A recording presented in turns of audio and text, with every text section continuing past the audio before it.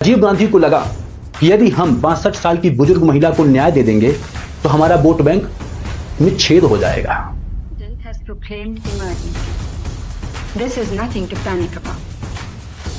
आपको किसी मुख्यमंत्री का चेहरा पसंद नहीं तो आप उसकी सरकार गिरा दे रहे हो।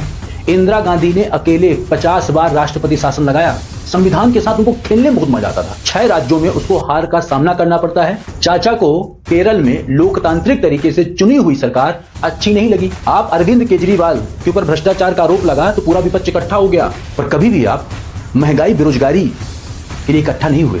एक एक करके खोलेंगे पर्दा और उड़ाएंगे गर्दा, बस आप देखते रहिए। नमस्कार, मैं नीलेश कुमार आरजे स्वागत करता हूं आपका द ओनली पॉलिटिक्स के यूट्यूब चैनल में। कांग्रेस और विपक्ष बोल रहा है बारंबार कि देश में चल रही है तानाशाही डिक्टेटरशिप की सरकार। मोदी और बीजेपी से लोकतंत्र और संविधान को बचाएंगे और देश में विकास की गंगा बहाएंगे। कांग्रेस लोकतंत्र और संविधान को बचाने की बात करती है तो देखते हैं कि कांग्रेस 60 साल के अपने शासनकाल में कितना लोकतंत्र और संविधान को बचा के रखा। बात करेंगे 1947 से, जब देश आजाद हुआ।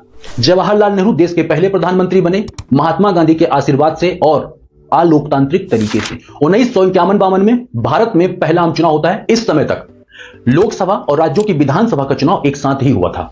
जवाहरलाल नेहरू के नेतृत्व में कांग्रेस ने राज्यों में एक तरफा जीत दर्ज की और केंद्र में भी एक तरफा जीत दर्ज की। इस प्रकार जवाहरलाल नेहरू पहली बार जनता द्वारा चुन के देश के प्रधानमंत्री बनते हैं। 1957 में भारत में दूसरा आम चुनाव हुआ। कांग्रेस फिर से जीत गई, लेकिन इस बार केरल में उसको कम्युनिस्ट पार्टी के हाथों हार का सामना करना पड़ता है।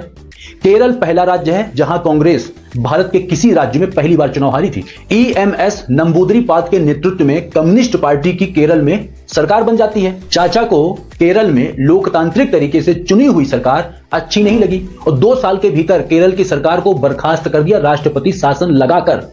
1967 में देश में चौथा आम चुनाव होता है। इंदिरा गांधी के नेतृत्व में कांग्रेस फिर से जीत जाती है, लेकिन 6 राज्यों में उसको हार का सामना करना पड़ता है। बिहार, यूपी, राजस्थान, उड़ीसा, पश्चिम बंगाल और पंजाब में। इंदिरा गांधी को जनता द्वारा चुनी हुई लोकतांत्रिक सरकार इन 6 राज्यों में अच्छी नहीं लगी और 2 साल के भीतर 6 राज्यों की सरकारों को बर्खास्त कर दिया गया, गिरा दिया गया राष्ट्रपति शासन के नाम पर। 1972 में 5वां आम चुनाव होने वाला था। इंदिरा गांधी ने कहा नहीं जी, 1971 में आम चुनाव कराओ। लोगों ने कहा कि संविधान बोलता है कि लोकसभा का कार्यकाल 5 वर्ष का होता है। इंदिरा गांधी ने कहा कि आज से जो मैं बोलूंगी वही संविधान बोलेगा। तो अगला लोकसभा का चुनाव 1971 में होगा। 1952, 1957, 1962, 1967 तक भारत में लोकसभा और विधानसभा के चुनाव एक साथ होते थे। देश का पैसा बचता था, लोगों का पैसा बचता था और समय भी बचता था। लेकिन कांग्रेस ने जब लोकतंत्र और संविधान को दरकिनार करते हुए राज्यों की विधानसभाओं को समय से पहले भंग करना शुरू कर दिया, लोकसभा का चुनाव समय से पहले करवा दिया और बैलेट पेपर को सुरक्षा न दे पाने के कारण कई जगह चोरी हो जाते थे और इस बीच कई राज्यों का निर्माण भी हो गया नए। इन सब कारणों की वजह से 1967 के बाद राज्यों की विधानसभा का चुनाव अलग होने लगा और लोकसभा का चुनाव अलग होने लगा। अब आप देख रहे होंगे Narendra Modi one nation one election की बात कर रहे हैं। 1980 में फिर से आम चुनाव होता है और इंदिरा गांधी चौथी बार देश की प्रधानमंत्री बनती हैं। जनता पार्टी से बदला लेने के लिए इन्होंने फिर से लोकतंत्र संविधान को दरकिनार करते हुए 17 फरवरी 1980 को 9 राज्य जहां पे कांग्रेस की सरकार नहीं थी उसको बर्खास्त कर दिया और राष्ट्रपति शासन लगा दिया।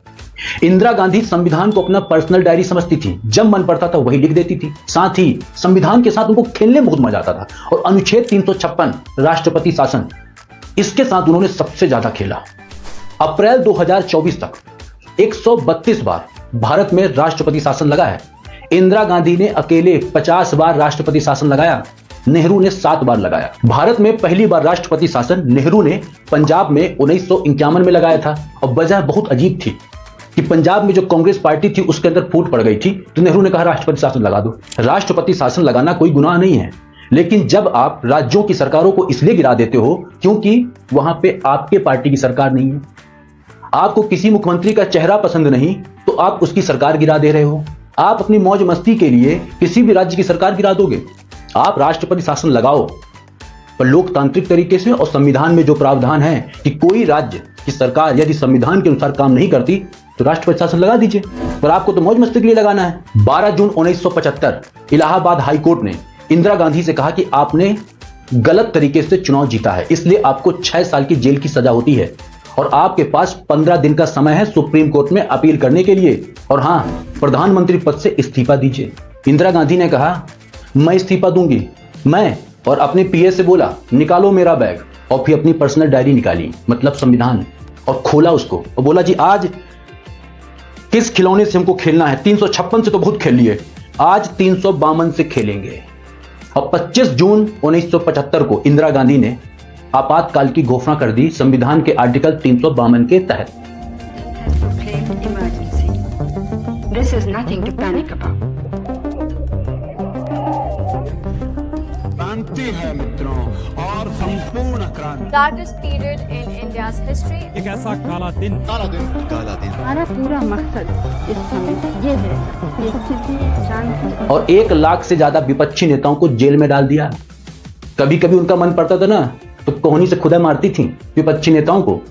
इंदिरा गांधी ने नेशनल इमरजेंसी लगा के संविधान के साथ फिर खूब खेला और बता दिया कि लोकतंत्र में कैसे कालिक पोती जाती है। 1986 में सुप्रीम कोर्ट ने साहबानों के पक्ष में फैसला सुनाया और बोला 179 रुपया साहबानों को हर महीने भरण पोषण के लिए उसके पति द्वारा दिया जाएगा। साथ ही केंद्र सरकार को आदेश दिया कि इसके लिए आप कानून बना दो। तभी भारत में जो कट्टरपंथी मुसलमान थे उन्होंने कहा हम सुप्रीम कोर्ट के फैसले को नहीं मानते, सुप्रीम कोर्ट का जो फैसला है वो हमारे धर्म में हस्तक्षेप है, और भारत में विरोध प्रदर्शन करने लगे। हुआ क्या, राजीव गांधी को लगा कि यदि हम 62 साल की बुजुर्ग महिला को न्याय दे देंगे तो हमारा वोट बैंक में छेद हो जाएगा, वोट बैंक खिसक जाएगा। इसलिए राजीव गांधी सरकार ने सुप्रीम कोर्ट के सुप्रीम फैसले को पलट दिया।